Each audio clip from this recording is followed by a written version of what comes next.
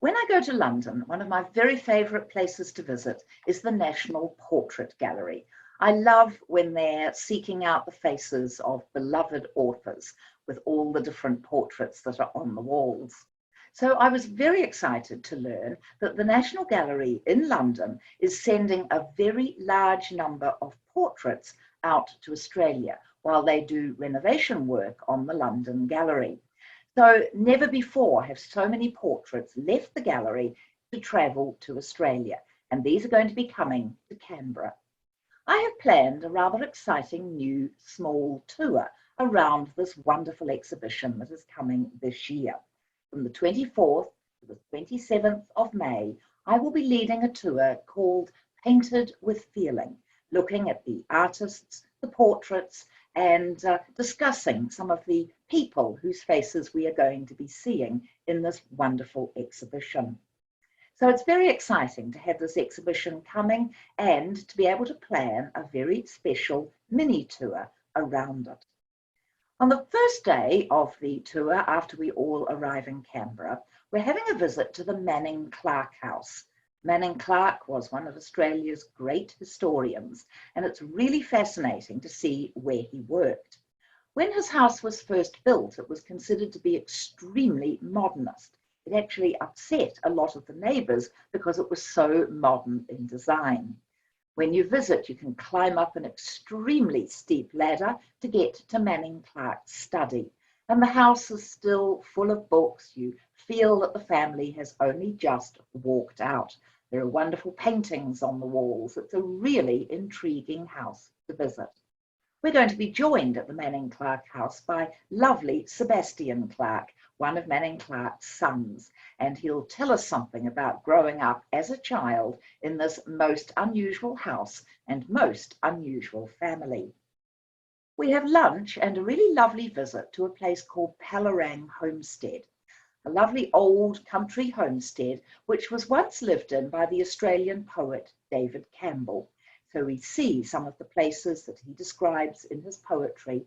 We can admire the rather intriguing crinkle-crankle wall in the garden. Have you ever seen a crinkle-crankle wall before? I had not until I went to Palarang. The owners there are wonderfully welcoming. We'll have a delicious lunch and a chance to explore both the house and the gardens. Over the course of the 4 days of this tour, there will be quite a few lectures given at lovely vineyard properties so that we can relax and have nice lunches and morning and afternoon teas between the talks. The very first portrait that was ever purchased by the new National Portrait Gallery in London was the Chandos painting of William Shakespeare. I've always felt it so appropriate that Shakespeare's was the first face to get into that gallery. And that is one of the paintings that is coming to Australia. So I'm going to be giving a talk about the various portrayals of Shakespeare. What did the greatest man of all time actually look like? What do we know about the different paintings and about his appearance? I'll also be giving a talk on some of the Victorian authors who will be featured in the exhibition. So all sorts of fascinating portraits of Dickens, of the Brontes, other Victorian writers. I'll be doing the tour with artist and teacher David Henderson. David is absolutely marvellous telling people about art, and as a painter himself, he can talk with wonderful authority and knowledge about the challenges of painting a portrait. So David too will be giving talks throughout the course of this 4-day event. We also get to meet a wonderful author, a woman called Solari Gentle, who lives not too far from Canberra, and Solari will be coming to meet with us and to talk about her fabulous series of books featuring a portrait artist whose name is Roland Sinclair.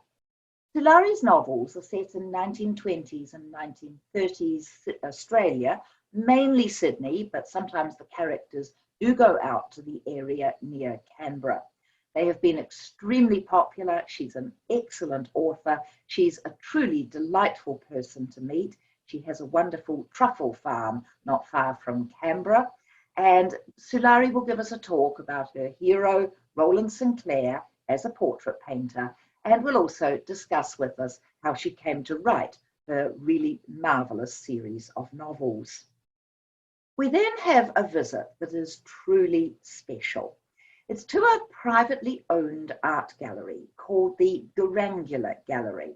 It's owned by a very wealthy Swiss man who had the place built not only as a showcase for his art, but also as a place where he could invite his polo playing friends.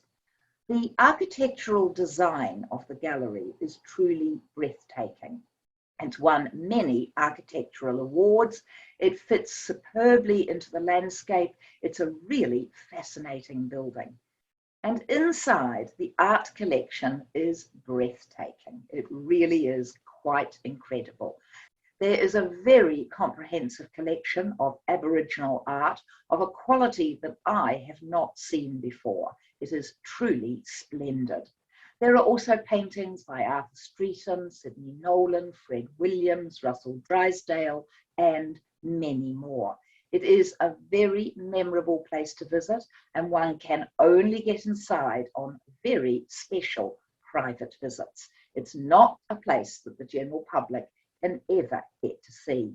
So the building, the grounds, and the artwork, the opals and other jewels that are there on display, the place is very, very memorable indeed.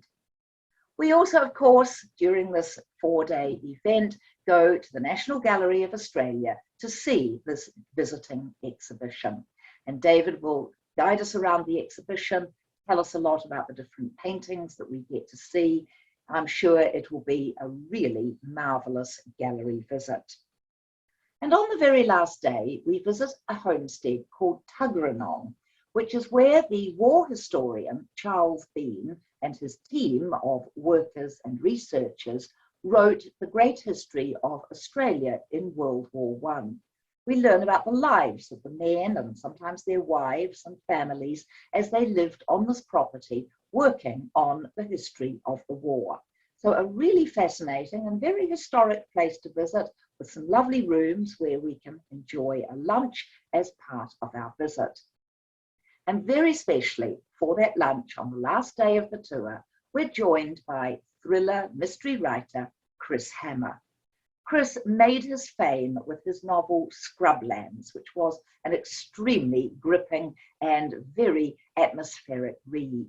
Chris has followed that up now with 3 other books in the series, and his books sell extremely well. He's in great demand for interviews and all sorts of other things, and hopefully he's very busy writing his next book. But Chris has kindly agreed to come and meet with our tour group over lunch. He'll talk to us about how his career morphed from being a journalist to being a best-selling novelist.